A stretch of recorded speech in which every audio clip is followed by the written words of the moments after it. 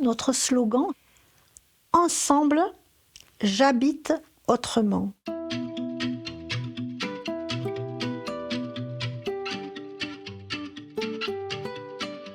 C'est un habitat participatif de 23 familles. Il y a 9 personnes de mon âge et tout le reste, c'est des jeunes couples. J'ai choisi cette forme d'habitat parce qu'on a la chance d'avoir des gens de partout, avec des professions toutes différentes. Et puis vraiment, cet intergénérationnel, moi je voulais vivre avec des enfants qu'on voit grandir. Pendant le Covid, moi je ne me rendais pas compte que j'étais déjà vieille. Mais il y en a qui m'ont proposé de me faire les courses.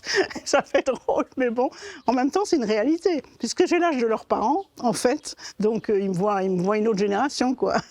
Il y a quelqu'un qui veut une salade ? Ici, chacun a son appartement, mais on a l'accès à des espaces communs.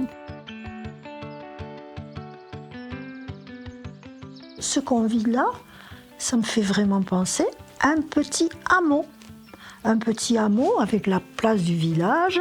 L'assemblée plénière, allez, on dira que c'est peut-être le conseil municipal. Je trouve que le jardin, c'est pas juste une question récréative. J'ai toujours rêvé d'être dans un endroit où on soit comme ici, notre vie personnelle comme on l'entend, et en même temps des moments très proches d'échanges et de gens qu'on finit par connaître quand même bien.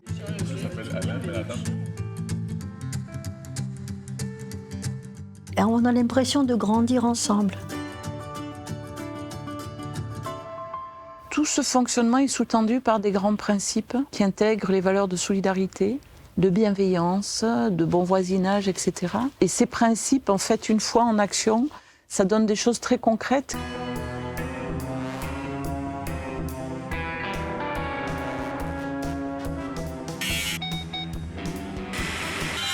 On a un chantier partagé une fois par mois où on fait l'entretien des espaces communs.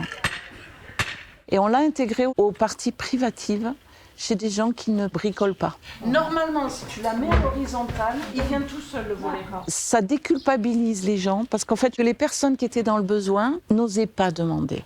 J'avais des difficultés à ramener mon volet. Elle pense que ça pèse. Et moi, de savoir que Christiane peut fermer son volet de manière confortable, ça me satisfait. Je suis contente. C'est formidable, quoi.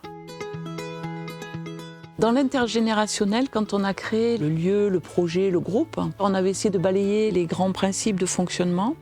Et puis on a eu un décès, il y a 1 an, d'une voisine, après une période de très grande vulnérabilité. Et là, on s'est dit, mais en fait, on n'a pas abordé la question de la disparition de l'un ou l'une d'entre nous. Donc on a mis en place un groupe de réflexion qui touche aux réflexions sur la vulnérabilité, mais aussi la vulnérabilité dans la maladie ou dans la vieillesse.